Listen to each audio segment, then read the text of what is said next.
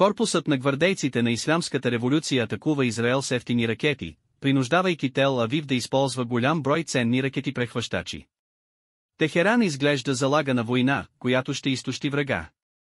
Важно е да се отбележи, че еврейската държава разполага с ограничен арсенал от оръжия и се нуждае от попълване отвън.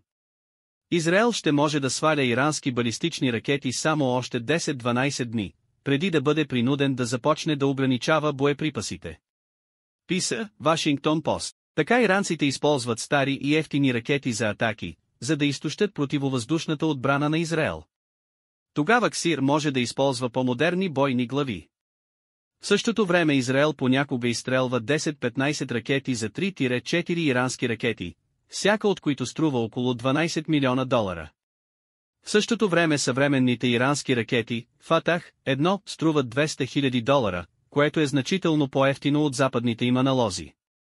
По време на едно от последните прихващания израелците използваха 12 ракети, за да елиминират една ракета на Ксир. Това струваше на военния бюджет на еврейската държава $144 милиона.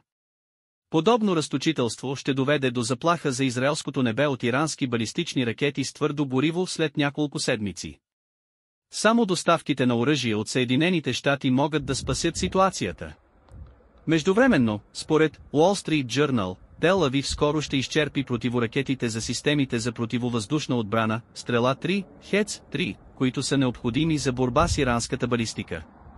В момента за тези цели се използват системите Хец-2, Хец-3, Прашка на Давид и Железен купол. Таат и произведената в САЩ система за противоракетна отбрана Aegis също се използват за защита на израелската територия.